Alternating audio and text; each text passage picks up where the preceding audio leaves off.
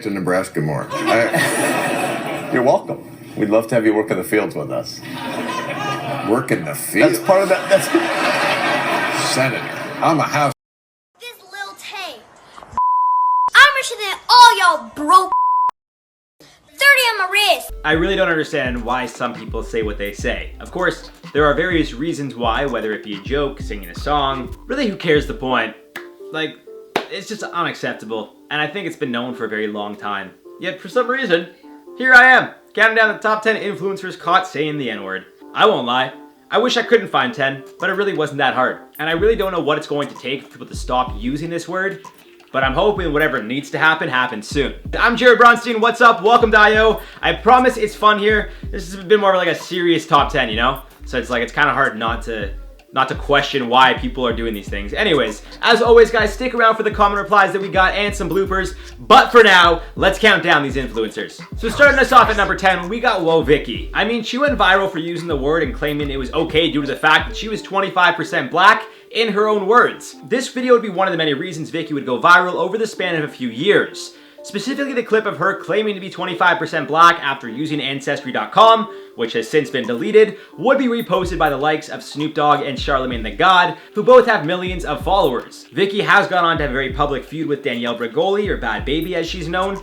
and at one point appeared to be friends with someone else who's on this list. But we'll get to that a little bit later on. On to number 9, M. Hulu. Am I saying that right? I don't know, but it's all good. M has grown a large TikTok following going by the name of Barb, a reference to her love of Nicki Minaj. Paper Magazine named her one of the leading forces behind the hashtag Barbs for Bernie campaign, obviously a group of Nicki Minaj fans that were pro-Bernie Sanders. Emma also inspired a petition against her after she was accused of bullying and causing other Barbs for Bernie to go after a Republican TikTok user. Some of the users were threatening Nick Videos, a 17-year-old who ran a popular Republican TikTok account. Emma herself is known to be incredibly liberal, showing her support for the Black Lives Matter movement, women's reproductive rights, and giving funds towards studying climate change. So when an old video of her saying the N-word went viral, well, people were really taken back. Emma apologized, saying she was embarrassed, humiliated, and deserves whatever comes her way. As you can imagine, she received a ton of backlash, with some people going as far as releasing her personal information and threatening her life. I'm not going to comment much on that, but I'm curious as to what you guys think. So let me know in the comments down below. Do you guys think that's going too far? Do you think, you know, there's no such thing? Let me know in the comments down below, because people were divided in that whole situation. At number 8, Lauren Faulkner. Lauren is one half of the YouTube account Trans Life and Wife, which she runs with her boyfriend Charlie. The two currently have 57,000 subscribers on YouTube, and as you can imagine, fans weren't too happy when they saw a video of Lauren drinking from a bottle and singing a part of the Childish Gambino song 3005. I'm sure you can imagine what part of the song she was singing, or at least what words she used while singing along with the song.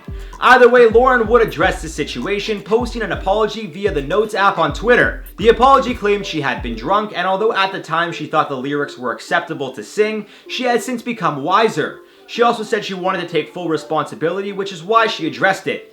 She ended the note with, I quote, "I am genuinely truly sorry to anyone who may be disappointed in me. There is no excuse for this, and I am so disappointed in myself for ever having the mindset that singing racial slur in a song is okay. But over the past year, I have been educating myself on issues I should have been more educated on before. Again, I am truly sorry." End quote. Now on to number 7, we got Kristen Leanne. Kristen is a beauty influencer with hundreds of thousands of followers and subscribers on both Instagram and YouTube. And because she has such a large following, Kristen was invited to the 2019 American Influencer Awards, where it just so happened rapper Saweetie would also be performing her hit song, My Type. You guys probably know the song. If not, maybe look it up. I'm not going to sing it for obvious reasons, but Kristen here apparently didn't mind. And after she filmed Saweetie's performance and posted it to her Instagram story, people weren't too happy. The video itself just showed the performance with the camera facing the stage the entire time. However, you can clearly hear who I'm going to assume is Kristen singing along. And yes, she sang every single word.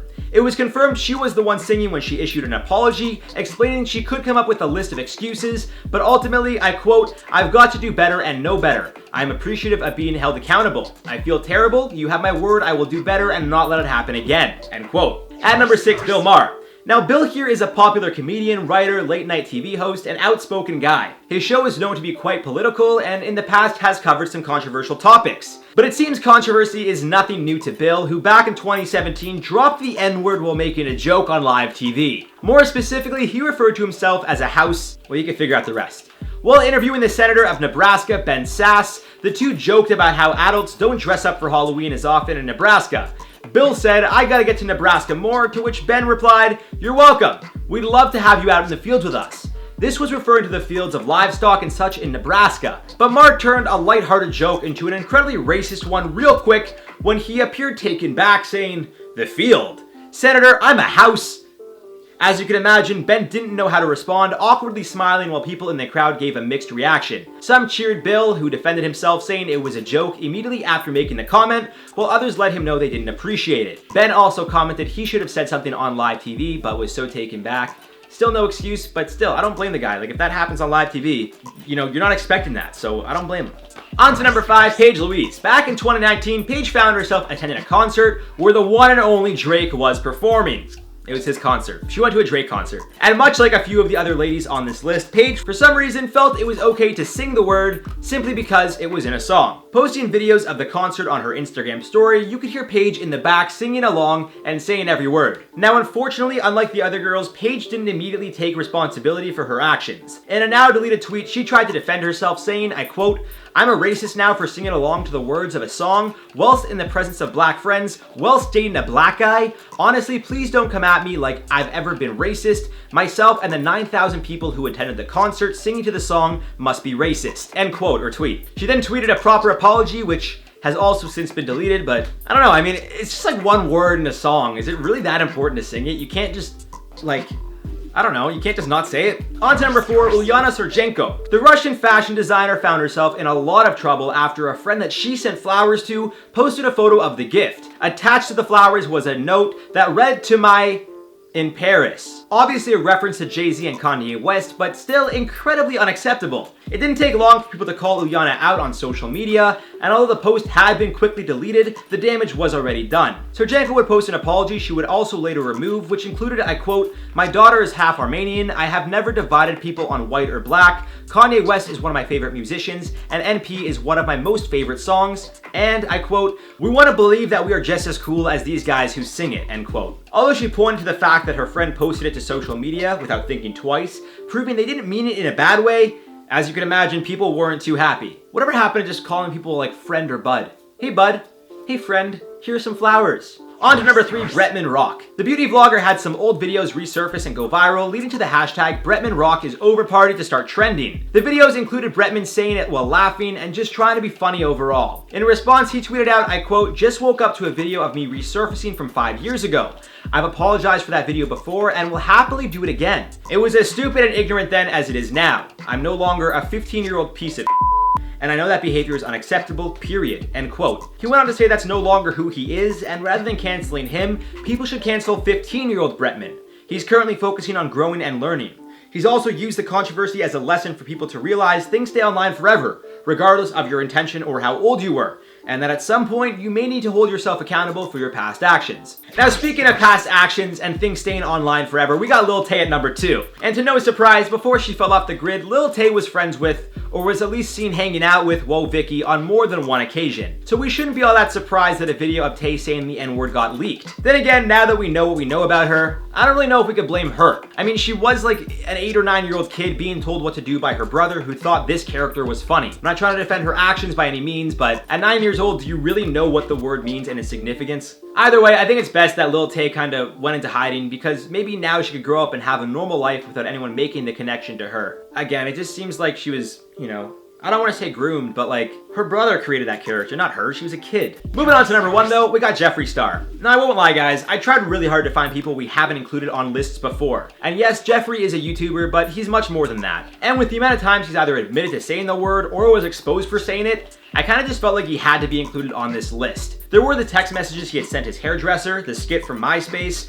and of course the accusations made against him. And there's plenty of other incidents where Jeffree has either been caught or at the very least accused of using the word. Of course, he has since come out and apologized many times, claiming he's moved on, but unfortunately some people just don't want to trust the guy's word anymore. Of course, there were a handful of other people I could have included on this list, some other TikTok stars, some other YouTubers, but as previously mentioned, I wanted to try and give you guys something different and not include all the same people. So if you didn't know some of the people on this list, well, I'm not sorry. I'm kind of happy because that's kind of what I wanted to do. Give you some like fresh names, you know? Let me know your thoughts below. For now, let's reply to some comments from the video. Woman catches boss with secretary on TikTok. I asked you guys to spill some tea with us. For reference, here's what I said. What's good, everyone? I'm your host for this one, Jared Bronstein, and I don't care if you're drinking chamomile, English breakfast, green tea. It don't matter. Just do me a solid and spill some with us right now. Just like this. That's all you gotta do. Well, the comments you guys left me had me on the floor laughing, so I just wanted to include a bunch. Christina Harris said, Jared tells me to spill out some of my drink, so now I have coffee on the side of my van. Great. LMAO. Take a chance and do it said, when you asked me to spill my tea, no joke, I did. Now I'm questioning why.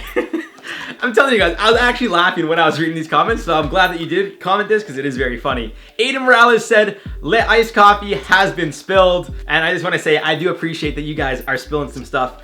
I got a cappuccino that I already drank sitting on my desk over there. I could get it, it's empty, and I would spill it out, but it's empty. But hey, if I do another video, guys, and I have my coffee on my table here, I'll pour some out on camera. I don't care, just because you guys poured some out. So thank you. I've been your host, Jared Bronstein. You guys have been watching IO, and we'll see you in the next one. Where it just so happened rapper Saweetie would also be performing her but it seems controversy. Why am I saying it like that? Controversy. It's just controversy. It's not controversy. I thought I was like sweating through my chest, but I'm not.